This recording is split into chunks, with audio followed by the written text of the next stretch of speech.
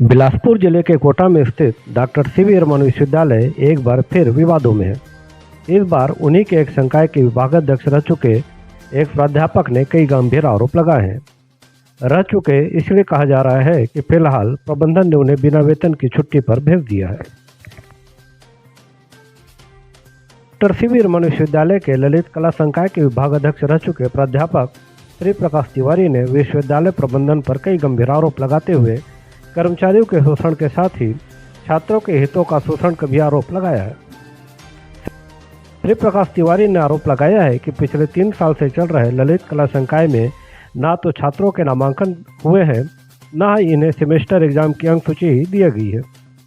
ललित कला संकाय के एचओडी रह चुके श्री प्रकाश तिवारी ने और भी कई गंभीर आरोप लगाए हैं। ललित कला विभाग में जिस समय मैं कार्यरत था, अभी तो मुझे 4 महीने से LWP कर दिया गया है, और उस समय भी मैं जब विभाग में था तो बच्चों की समस्याएं आती रहती थी। सबसे पहली समस्या ये कि अभी तक विभाग में बच्चों का रजिस्ट्रेशन नहीं हुआ है, जबकि मेरे द्वारा 3 से 4 बार आवेदन दिया जा चुका है और अधिकारियों को जाकर के व्यक्तिगत रूप से मिल करके कि बच्चों का नामांकन किया जावे। इस समय 3य सेमेस्टर की परीक्षा चल रही है, मगर बच्चों का नामांकन दर्ज नहीं हुआ है। विभाग के प्रति घोर उदासीनता। स्वयं मालिक आए थे, मालिक के कहने के बाद भी न तो विभाग में अब तक कोई किताबें आई हैं, गिने चुने 2-3 संगीत की किताबें हैं। वाद्य यंत्र ऐसे हैं कि जो बजाने योग्य नहीं है। जब तक मैं था तो वाद्य यंत्र मैं अपना खुद का ला करके बजाता था। किसी भी प्रकार से विभाग में न तो यहाँ तक कि बैठने की दरी की व्यवस्था भी नहीं, बस विभाग बना दिया गया है। एक शोकेस की तरह वो रहता है, कोई आते हैं तो दिखाते हैं कि हमारा संगीत विभाग है, बाकी विभाग के प्रति बहुत ही उदासीनता। और हमेशा यही दबाव रहता है, हमेशा यही कहा जाता है कि आपके विभाग से बिजली बिल का खर्चा नहीं निकलता है, बच्चे ही नहीं हैं तो हम कहाँ से आपके विभाग को। तो मैं ये कहता हूँ सर कि विभाग से बिजली बिल का खर्चा तब निकलेगा जब बच्चे आएंगे। बच्चे आते ज़रूर हैं, लेकिन इंस्ट्रूमेंट देखते हैं, विभाग की स्थिति देखते हैं तो वो चले जाते हैं। तो इतनी दयनीय स्थिति विभाग देख करके कौन वहाँ पर एडमिशन लेगा।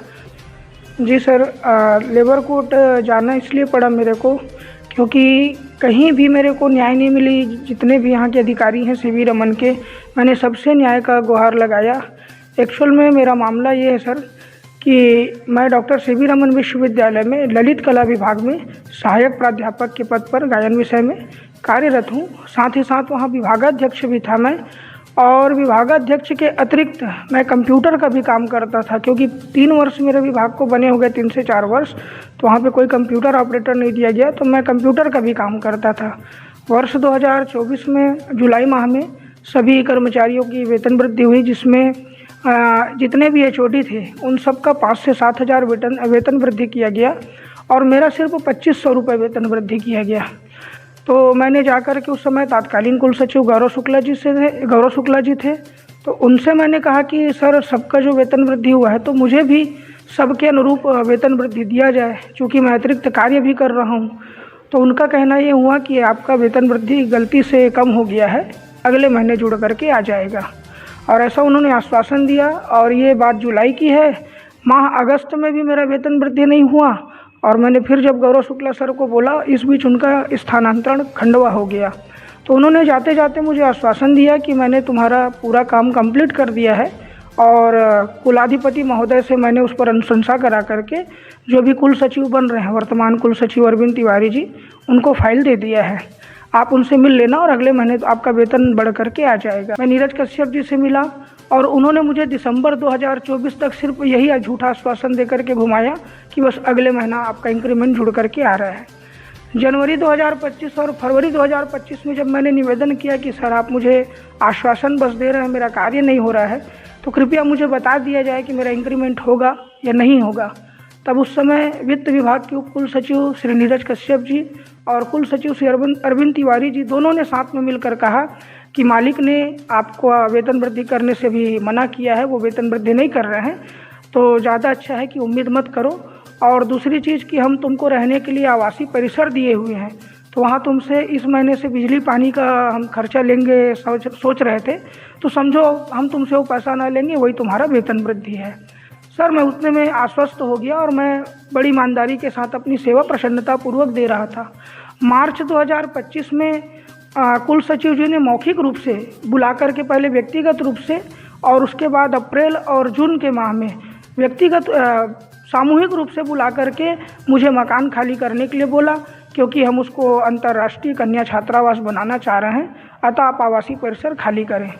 सर, तब मैंने निवेदन किया कि आवासीय परिसर के नाम पर मेरा इंक्रीमेंट रोका गया था, जबकि उसी आवासीय परिसर में 2-3 कर्मचारी ऐसे हैं जो विभागाध्यक्ष का पद दायित्व निर्वहन कर रहे हैं, उनका इंक्रीमेंट यथा योग्य किया गया था, न्यायोचित, सिर्फ मेरा ही रोका गया था। और अब मुझे खाली करने के लिए बोला जा रहा है, तो मैं ऐसे में इतने कम सैलरी में, बहुत कम सैलरी मुझे दिया जाता है, मैं कैसे निर्वाह करूँगा। तो पहले तो उन्होंने मुझे समझाने की कोशिश किया और बाद में मुझे खूब धमकी वगैरह देना शुरू कर दिया कि तुम खाली नहीं करोगे तो हम तुमको देख लेंगे, और इस प्रकार से धमकाना। फिर भी मैं अपनी मांग पर अड़ा रहा, तो उन्होंने मुझे 12 जुलाई को बुला करके मेरा वनमाली सृजन पीठ में स्थानांतरण कर दिया। और मुझे तुम्हारा स्वास्थ्य ठीक नहीं रहता है, क्योंकि इन्हीं सब प्रताड़ना के कारण सर मेरा शुगर लेवल बहुत ज़्यादा बढ़ गया था और मैं उस समय हॉस्पिटलाइज भी हुआ था। तो उन्होंने मुझे 1 महीने के सवैतनिक अवकाश दिया और मेरा स्थानांतरण वनमाली सृजन पीठ में कर दिया। जी, मेरा स्थानांतरण कर दिया गया वनमाली सृजन पीठ में 1 महीने के सवैतनिक अवकाश के बाद बिलासपुर सिटी ऑफिस में। और उसमें मुझे ये कह कर के स्थानांतरित किया गया था कि आप जो हैं संगीत के साथ साथ साहित्य का भी काम अच्छा कर लेते हैं, तो आप हमारे ही एक केंद्र वनमाली सृजन पीठ, जो कि बिलासपुर सिटी ऑफिस पल्लव भवन के पास मंगला में स्थित है, आप वहाँ चले जाइए और वहाँ ज़रूरत भी है आपको, आप वहाँ संभालेंगे। और मकान खाली करना है तो मकान को उन्होंने हॉस्टल बनाने के नाम से खाली नहीं करवाया सर, उन्होंने रेनोवेशन, जीर्णोद्धार के नाम से मेरे को लेटर दिए हैं, उसमें साफ शब्दों में लिखा है कि जीर्णोद्धार के नाम से खाली करा रहे हैं। और मेरा स्थानांतरण कर तो दिए। जब मैं वहाँ ज्वाइनिंग करने गया वनमाली सृजन पीठ में, तो वहाँ के प्रमुख योगेश मिश्रा ने मुझसे बहुत ही बुरे तरीके से बर्ताव किया। उन्होंने कहा कि आपके स्थानांतरण की कोई लिखित सूचना मेरे पास नहीं आई है, फिर भी आप आ गए हो तो चलो हम आपको जाने नहीं देंगे, यहीं कहीं बैठा लेंगे। चलिए कह रहे हैं उसको मुझे रिटर्न में लिख करके दे दीजिए। आप रिटर्न में देंगे तो मैं बिल्कुल तैयार हो जाऊंगा सर, कि मुझे लगेगा मुझे नौकरी करना है तो मैं करूंगा, नहीं करना होगा तो नहीं करूंगा। ये रिटर्न में देने को तैयार नहीं थे, बस ये बोलते थे कि हम प्राइवेट संस्था हैं, यहाँ हमारा नियम कानून चलेगा और तुम जो बोल रहे हो लिख कर दो, अगर लिख कर मांगोगे तो बातें बिगड़ जाएंगी और बहुत गड़बड़ हो जाएगा। ये कुल सचिव जी का कथन था और मैं सिर्फ इसी में अड़ा रहा कि जब तक आप कोई चीज़ लिखित में नहीं देंगे मैं उसको एग्री नहीं करूँगा। जी, मेरे को सितंबर 2025 से LWP कर दिया, अर्थात नो वर्क नो पे, लिव विदाउट पे, जबकि मैंने नौकरी त्यागा नहीं है, मैं नौकरी करना चाहता था। दूसरी तरफ विश्वविद्यालय प्रबंधन ने सारे आरोपों को तथ्यहीन बताया और सारी गलती सहायक प्राध्यापक श्री प्रकाश तिवारी पर डालते हुए कहा कि वो ही अपने कामों के प्रति जिम्मेदार नहीं है। हमने उन्हीं के कहने पर उनका स्थानांतरण यहाँ से बिलासपुर किया है। उन्हें जो आवाज़ दिया गया था उसे जीर्णोद्धार करने के लिए खाली कराया गया था। वो काम पर ही नहीं आ रहे हैं तो कैसे वेतन बनेगा। बहरहाल इन सारे आरोपों प्रत्यारोपों के बाद श्री प्रकाश तिवारी ने प्रबंधन के व्यवहार और अपने शोषण के विरुद्ध श्रम न्यायालय में भी अपील की है।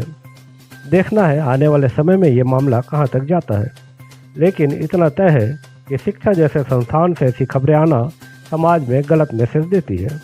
ब्यूरो रिपोर्ट, दबंग न्यूज लाइव।